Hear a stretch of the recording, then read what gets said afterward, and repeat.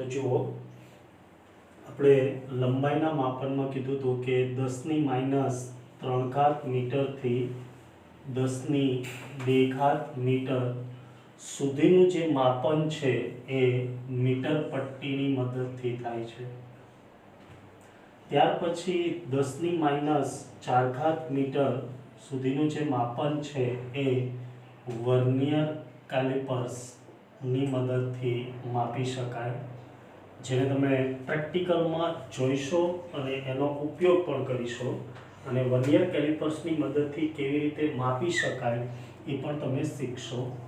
હવે એનું પણ 10મા ભાગનું એટલે કે 10⁻⁵ મીટર સુધીનું માપન છે એ માઇક્રોમીટર, સ્ક્રૂ ગેજ અથવા સ્ફેરોમીટરની મદદથી માપી શકાય છે.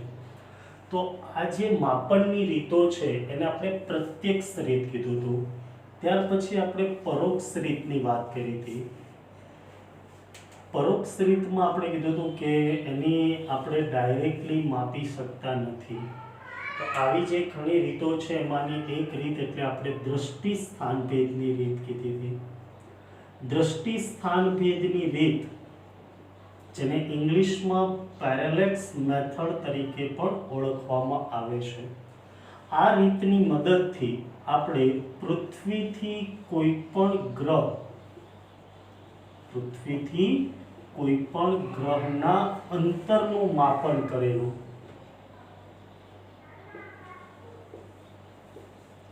જેની અંદર આપણે એક પૃથ્વી પરના બે અવલોકન સ્થાન લીધા હતા. જુઓ, આપણે કીધું હતું કે આપણી પૃથ્વી છે, એના ઉપરના બે અવલોકન સ્થાન A અને B. તેથી A અને B વચ્ચેનું અંતર એટલે આપણી દ્રષ્ટિ સ્થાન ભેદમાં જે બે આંખો વચ્ચેનું અંતર હતું, જેને આપણે બેઝિસ B કહેતા હતા. એટલે આ વ્યાસને આપણે શું લઈ લીધું હતું? B. અહીંથી કોઈ ગ્રહનું અવલોકન કરેલું કે જે અહીંયા આવેલો છે, તો એ ગ્રહ સુધીનું અંતર, જેને આપણે આને અહીંયા દોરી દઈશું, જેને આપણે કયા નામથી ઓળખેલું? Capital D. તો આ બે અવલોકન દિશાઓ છે એની વચ્ચે બનતા કોણને આપણે થીટા કીધો હતો. બરાબર છે? અને એને આમ પણ દોરી શકો દ્રષ્ટિ સ્થાન ભેદ રીત પ્રમાણે. આ A છે, આ B છે, બંને વચ્ચેનું અંતર સ્મોલ b. અને અહીંયા આપણે વસ્તુ S લઈ લઈએ તો આપણે જાણીએ એ પ્રમાણે આ અંતરને કેપિટલ D કહેવાય અને આ છે ખૂણો થીટા બનશે. બેમાંથી કોઈ બી આકૃતિ દોરો ચાલે. હા, તો આના સૂત્ર માટે આપણે કીધું હતું ખૂણાની રેડિયનમાં વ્યાખ્યા પરથી ખૂણો બરાબર ચાપ ભાગ્યા ત્રિજ્યા. ખૂણો બરાબર ચાપ ભાગ્યા ત્રિજ્યા. તો અહીંયા ખૂણો કોણ છે? તો કે થીટા. ચાપ કોણ બનશે? તો કે AB. ત્રિજ્યા કોણ બનશે? તો કે AS અથવા BS. AB ની કિંમત small b, AS capital D.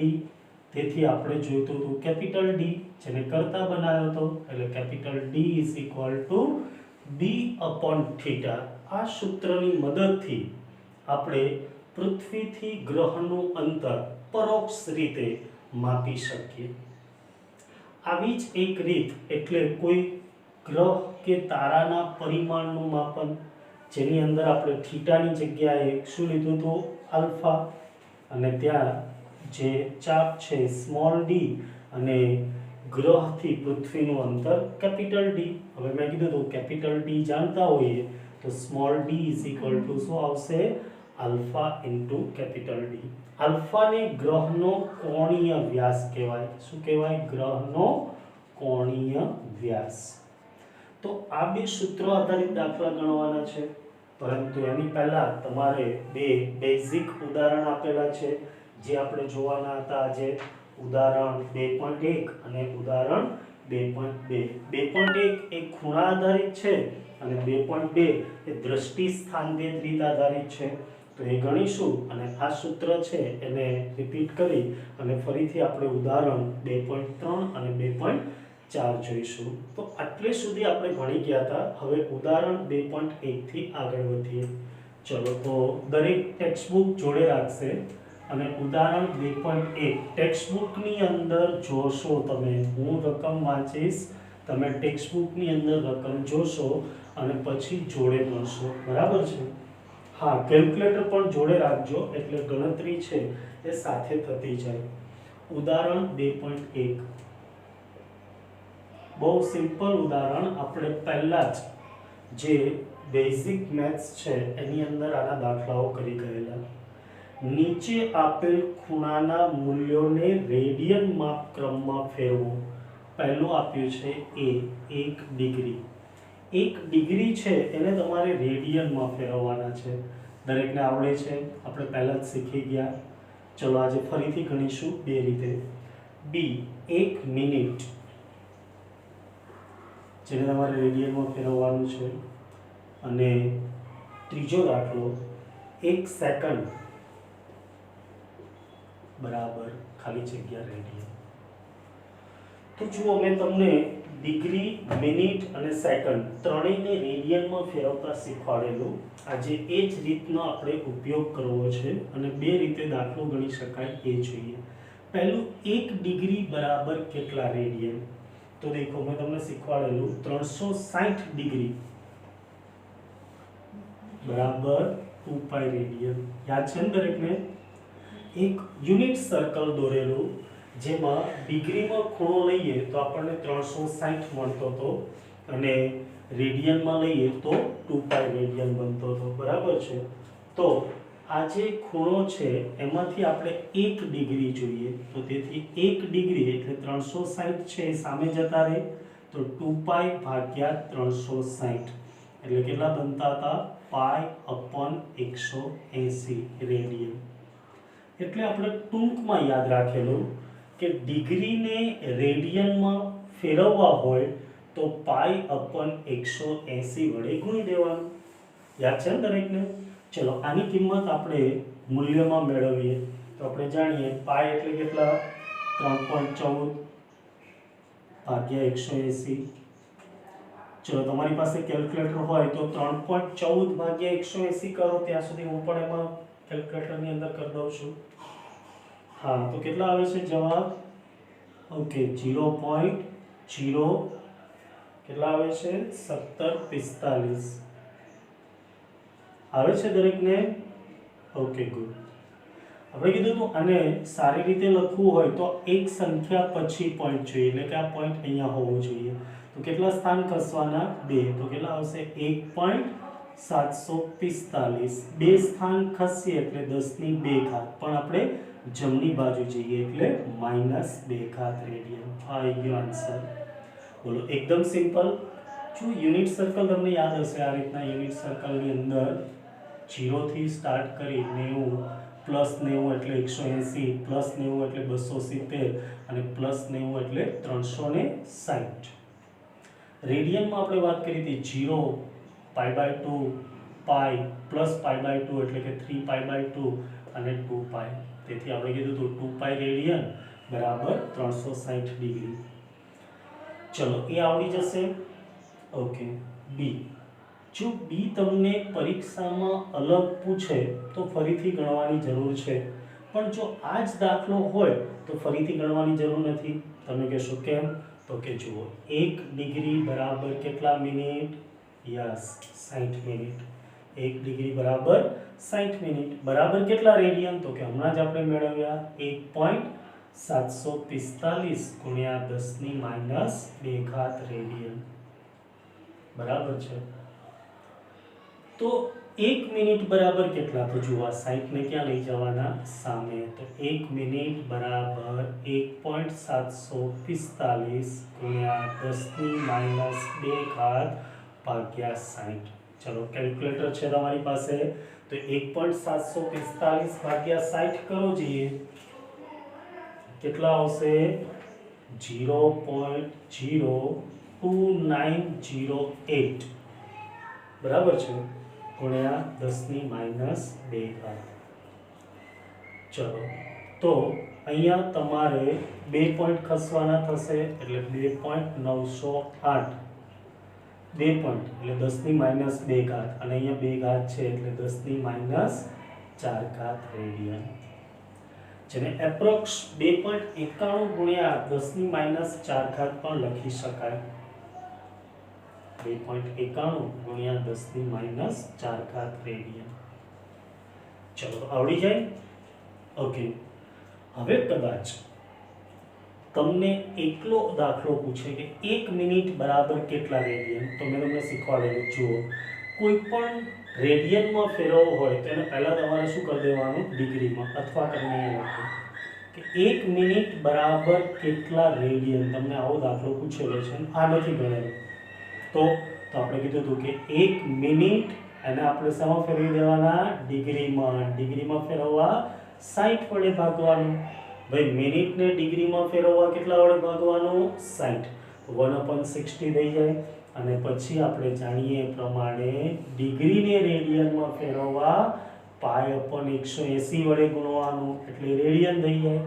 ચલો હવે આનું સાદુરૂપ આપો તો જવાબ શું આવશે, તો કે એક્ઝેક્ટલી આ જ જવાબ આવશે. ટ્રાય કરી જુઓ કેટલો આવશે, 0.02908 ગુણ્યા 10⁻², એટલે કે 2.908 ગુણ્યા 10⁻⁴ રેડિયન. આવડી જાય.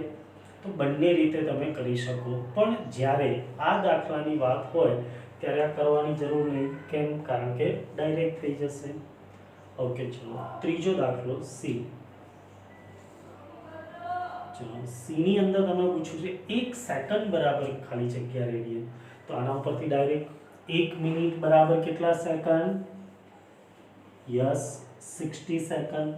1 મિનિટ બરાબર 60 સેકન્ડ બરાબર. તો તમે મેળવેલા છે રેડિયન કેટલા, 2.908 ગુણ્યા 10⁻⁴ રેડિયન. બરાબર છે ને? 1 મિનિટ બરાબર આટલા રેડિયન આપણે મેળવેલા છે બે. હવે 1 મિનિટ બરાબર 60 સેકન્ડ. તમારે જોઈએ છે 1 સેકન્ડ. તો 1 સેકન્ડ બરાબર કેટલા, તો કે 60 સામે જતા રહે, એટલે 2.908 ગુણ્યા 10⁻⁴ ભાગ્યા 60. ચલો આને 60 વડે ભાગો જોઈએ. હું પણ ભાગી જાઉં, તમે પણ ભાગી જુઓ અને દેખો કેટલા આવે છે.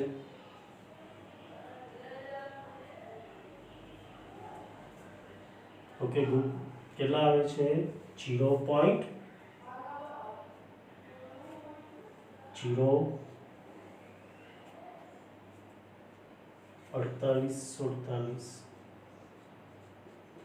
આવે છે આટલા. ઓકે, ગુણ્યા 10⁻⁴. હા, અને પોઈન્ટમાં ફેરવી દઈએ તો 4 પછી પોઈન્ટ મૂકવાનો, એટલે 4.847. 1 અને 2 પોઈન્ટ ખસ્યા એટલે 4 ને 2 કેટલા થશે, 6. આ જવાબ 4.847 into 10⁻⁻6 રેડિયન, જેને એપ્રોક્સ 4.85 into 10⁻⁻6 રેડિયન भी લખાય. કેમ? કારણ કે તમે 7 ને દૂર કરો, જે 5 કરતા મોટા છે, એટલે આગળની સંખ્યામાં 1 ઉમેરી દો, જે આપણે સાર્થક સંખ્યામાં ભણીશું. જુઓ આ પોઈન્ટ્સ હું તમને સાર્થક સંખ્યામાં ક્લિયર કરાવી દઈશ. ઓકે, ચલો હવે આ એકલો દાખલો પૂછ્યો હોત 1 સેકન્ડ બરાબર ખાલી જગ્યા રેડિયન, તો આ રીત કરાય ના કરાય. કેમ? કારણ કે આપણને આ કિંમત યાદ નહીં હોતી. તો કઈ રીત કરાય, તો કે આપણે જાણીએ 1 સેકન્ડ છે એને તમારે પહેલા ડિગ્રીમાં ફેરવવાના. તો કેટલા વડે ભાગવાના, 3600 વડે. એટલે 1 સેકન્ડ બરાબર 1/3600 ડિગ્રી. અને બસ પછી એને કેટલા વડે ગુણી દેવાના, યસ π/180 વડે. તો આ જ જવાબ આવશે. ટ્રાય કરી જોજો. બરાબર છે? ઓકે, ચલો ટ્રાય કરી દો અને એક સ્ક્રીનશોટ લઈ લો.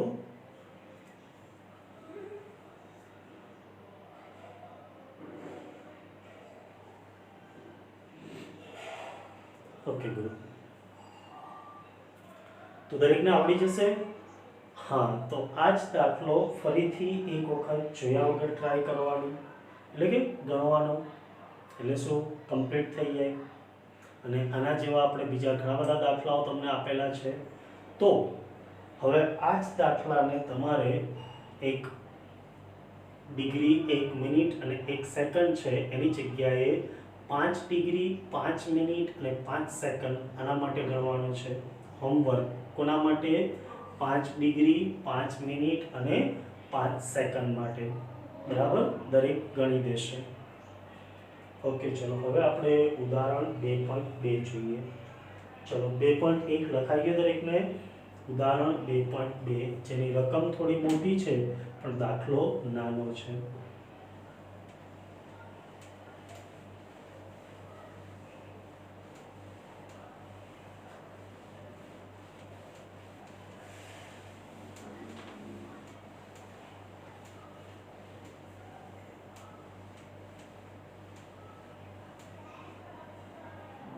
ઉદાહરણ 2.2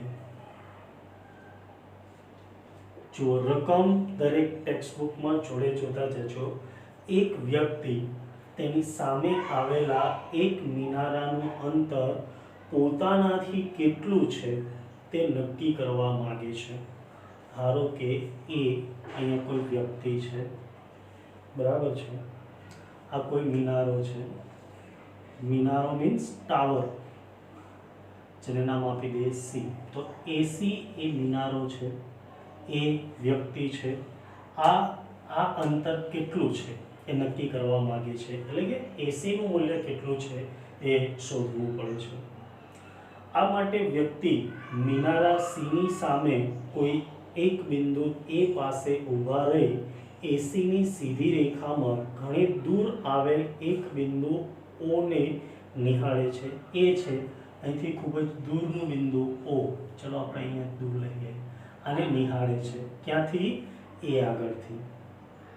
ત્યારબાદ વ્યક્તિ એસી ને લંબ દિશામાં 100 મીટર ચાલે. જો આ એસી છે તો આને લંબ દિશા એટલે આ થશે. કેટલા અંતર ચાલે છે? તો કે 100 મીટર. એસી ને લંબ દિશામાં 100 મીટર ચાલીને બી બિંદુએ પહોંચે છે, એટલે કે અહીંયા કોઈ બિંદુ બી હોય, બરાબર છે. ઓકે, ચલો બી સ્થાનેથી વ્યક્તિ વસ્તુ ઓ અને મિનારા સી ને નિહાળે છે. દેખો અહીંયાથી એ આને પણ જોવાનો પ્રયત્ન કરે છે અને આને પણ જોવાનો પ્રયત્ન કરે છે. વસ્તુઓ ઘણી જ દૂર હોવાથી વ્યવહારિક રીતે અવલોકન દિશા BO અને AO એકરૂપ બને છે. જો મેં તમને કીધું હતું કે આપણે ઘરેથી ચંદ્રને જોઈએ અને આપણા માથા ઉપર જ હોય, પછી આપણે ઘણું બધું દોડી અને ત્યાં જઈને સ્થિર થઈ અને ચંદ્રને જોશું તો આપણે માથે જ દેખાશે.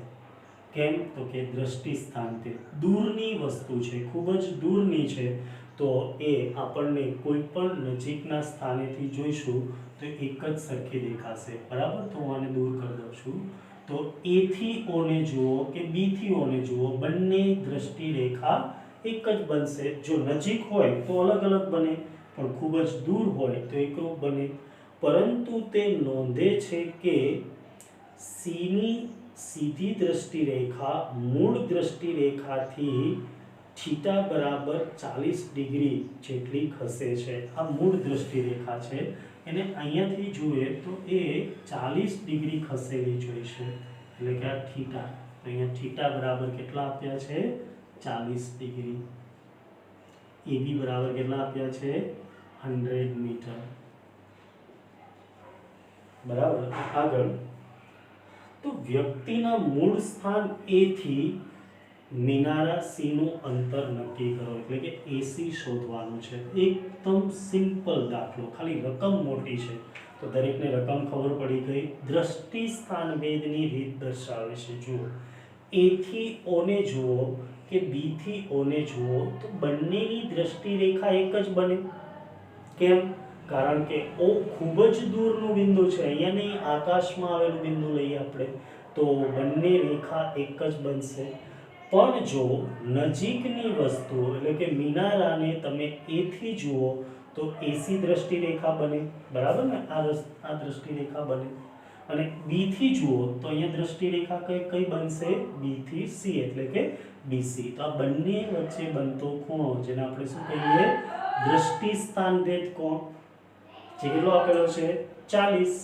તો તમારે AC શોધવાનું છે. તો જુઓ, ખાલી દ્રષ્ટિ સ્થાન ભેદની રીત દર્શાવવા માટે જ આ દાખલો આપેલો છે કે ખૂબ જ દૂરની વસ્તુ હોય તો દ્રષ્ટિ સ્થાન ભેદ રેખા એક જ બનશે. પણ જો નજીકની વસ્તુ હશે તો બંને વચ્ચે કઈ ખૂણો બનશે. હવે જુઓ અહીંયા ખૂણો તમને આપેલો હોય, સામેની બાજુ આપેલી હોય અને પાસેની બાજુ AC શોધવાની હોય તો તમારું કયું વિધેય એવું છે કે જેની અંદર સામેની બાજુ અને પાસેની બાજુ આવે? ઓકે, તમને ખબર જ છે, આપણે એટલે જ પહેલા ત્રિકોણમિતિ ચલાવ્યું હતું tan થીટા. tan થીટાનું સૂત્ર દરેકને યાદ છે ને? tan થીટા બરાબર સામેની બાજુ ભાગ્યા યસ પાસેની બાજુ. તો જો આ થીટા હોય તો એની સામેની બાજુ કોણ થશે? AB. પાસેની બાજુ કોણ થશે? AC. તમને શું જોઈએ? AC. AC જોઈએ ને? AC ને કરતા બનાવી દો. તો AB ના છેદમાં tan થીટા. tan થીટા એટલે tan 40. ચલો હવે AB ની કિંમત તમને આપેલી છે ભાઈ કેટલી? 100.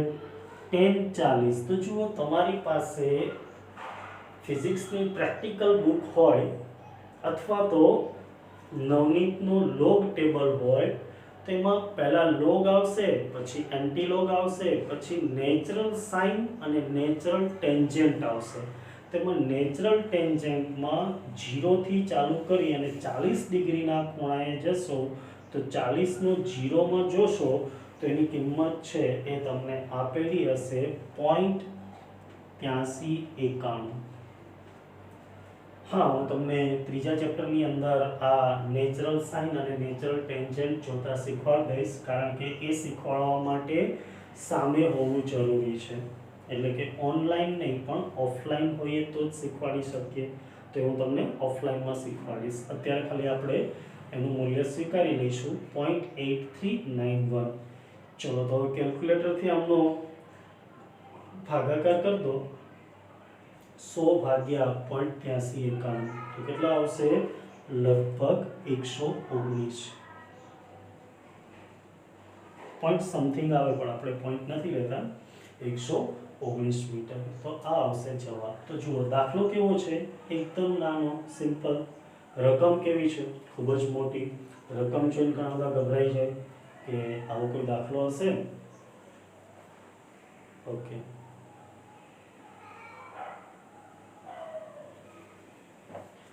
ચલો તો દરેકને ગણાઈ ગયો છે. ઘરે ફરીથી ટ્રાય કરજો એટલે તમને ખબર પડશે. Okay good. તો નેક્સ્ટ ઉદાહરણ 2.3 જોઈએ કે જે ખૂબ જ અગત્યનું ઉદાહરણ છે, મોસ્ટ આઈએમપી ઉદાહરણ છે. અને આપણે જે રીત કરી ગયા છીએ દ્રષ્ટિ સ્થાનભેદ રીત એનું છે ઉદાહરણ 2.3.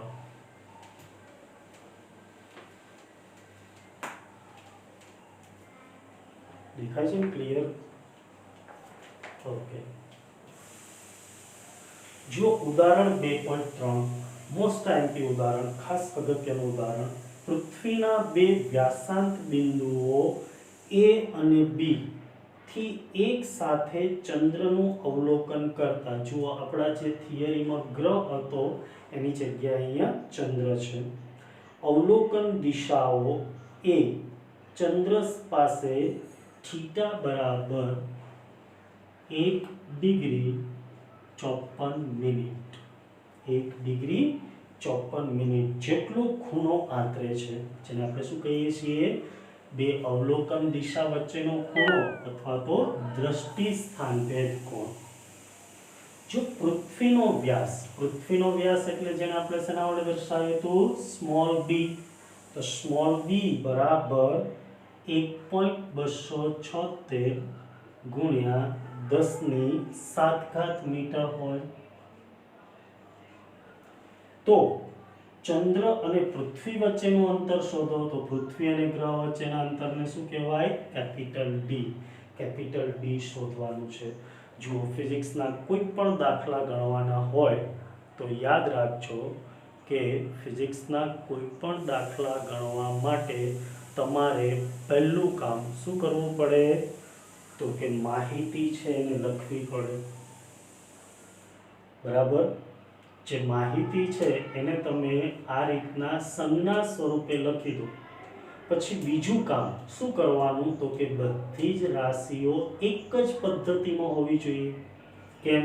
તો કે એક બીજી પદ્ધતિમાં બીજી પહેલી પદ્ધતિમાં આમ જુદી જુદી રાશિઓ હોય તો તમે દાખલો ના ગણી શકો. એટલે બધી જ રાશિઓ એક જ પદ્ધતિમાં હોવી જોઈએ. મેં તમને કીધું હતું કે એક ટાયર ટ્રેક્ટરનું હોય એક સ્કૂટરનું હોય તો ગાડી ચાલે નહીં. તો બસ એના માટે આપણે આને રેડિયનમાં ફેરવવું પડે. કેમ? તો કે આ એસઆઈ પદ્ધતિનો એકમ છે, જ્યારે આ એસઆઈ પદ્ધતિનો એકમ નથી. તો પહેલા થીટાને રેડિયનમાં ફેરવવા પડે, અને ફેરવતા મેં તમને શીખવાડી દીધું પહેલાં જ. જુઓ, થીટા બરાબર 1 ડિગ્રી 54 મિનિટ. અને રેડિયનમાં ફેરવતા આવડે દરેકને? આપણે આના 3-4 દાખલાઓ આપેલા. હા, પહેલું કામ મિનિટમાં ફેરવવાનું, એટલે શું થશે? 60 મિનિટ 1 ડિગ્રી એટલે પ્લસ કેટલા છે? 54 મિનિટ. ચલો બરાબર કેટલા મિનિટ થશે? 114 મિનિટ. ચલો મિનિટ છે એને શેમાં ફેરવી દેવાના? ડિગ્રીમાં. કેટલા વડે ભાગવાના? 60 વડે, એટલે ડિગ્રી થઈ ગયા. યાદ આવી ગયું ને દરેકને? એટલા માટે જ આપણે આની પ્રેક્ટિસ કરેલી. ચલો ડિગ્રી થઈ જાય પછી તો રેડિયનમાં ફેરવવું એકદમ સિમ્પલ. ભાઈ ડિગ્રીને રેડિયનમાં ફેરવવા શું કરવાનું? પાઈ/180 વડે ગુણવાનું. એટલે આ ડિગ્રી છે એ શેમાં ફેરવાઈ જાય? રેડિયનમાં. જુઓ સ્ટેપ યાદ આવવા માંડ્યા દરેકને? ઓકે, ચલો આની ગણતરી કરી દો દરેક. મારી પાસે કેલ્ક્યુલેટર નથી પણ તમે ગણતરી કરી દો. હા, તો કેટલા આવશે? 3.31 સમથિંગ આવશે, પણ તમારી બુકમાં આપ્યા છે 3.32. તો આપણે 3.32 લઈએ. તમે 3.314 પણ લઈ શકો, એટલા આવશે. બરાબર ને? ઓકે, 3.32 ગુણ્યા 10⁻² રેડિયન. ચલો આ તો દરેકને આવડશે, એટલા માટે જ મેં તેમના પહેલા ખૂણાનું રૂપાંતરણ શીખવાડેલું. હવે જુઓ આપણું સૂત્ર. ખૂણો બરાબર ચાપ ભાગ્યા ત્રિજ્યા એટલે small b upon capital D. દરેકને યાદ છે? તેથી તમારે શું જોઈએ? Capital D is equal to b upon theta. ચલો b ની કિંમત 1.276 ગુણ્યા 10⁻⁷ ના છેદમાં થીટા 3.32 ગુણ્યા 10⁻². ચલો તો કેલ્ક્યુલેટરમાં 1.276 ભાગ્યા 3.32 કરો જોઈએ, કેટલા આવશે? 0.384 આવે છે. ઓકે, -2 ઉપર જાય તો પ્લસ, એટલે 10⁹. મેં તમને કીધું હતું દરેક દાખલામાં દશાંશ ચિહ્નની જે રીત છે જરૂર પડશે. જો અહીંયા જરૂર પડે છે કે નહીં? આ દશાંશ ચિહ્ન અહીંયા મૂકવાનું છે, એટલે કેટલા થાય? 3.84. કેટલા સ્થાન ખસ્યા? 1, એટલે 10⁻1 અને જમણી બાજુ એટલે -1. તો 9 માંથી 1 જાય તો કેટલી ઘાત થાય? 8 મીટર. આવડશે? તો આ રીતે તમે એનો જવાબ લાવી શકો. તો એકદમ મોસ્ટ આઈએમપી દાખલો. બરાબર છે? દરેકે ઘરે 2 વખત ગણવાનો, એક નહીં પણ 2 વખત. ચલો આના જેવો એક હોમવર્કમાં દાખલો લખો. હું રકમ બોલું છું કે લખવાની જરૂર પડશે? હા, લખો. પૃથ્વીના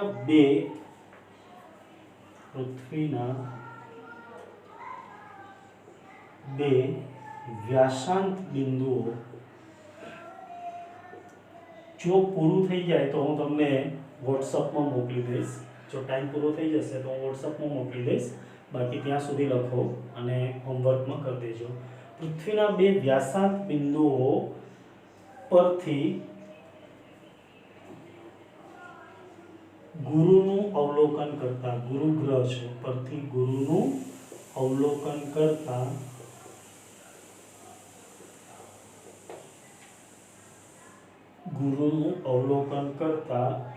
બંને અવલોકન દિશા વચ્ચે 1 ડિગ્રી 23 મિનિટ નો ખૂણો બને છે.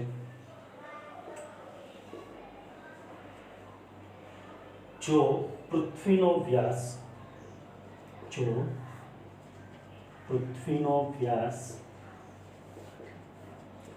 1.28 ગુણ્યા 10⁷ મીટર લઈએ તો પૃથ્વીથી ગુરુનું અંતર શોધો. તો પૃથ્વીથી ગુરુનું અંતર શોધો. ચલો દરેક આ દાખલો ખાસ ગણી દેશે અને એના જે આન્સર છે એ મને વોટ્સઅપ પર મોકલજો.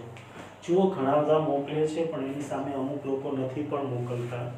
ભાઈ ખાસ ધ્યાન રાખો, તમારે એને મોકલવાના છે, બરાબર.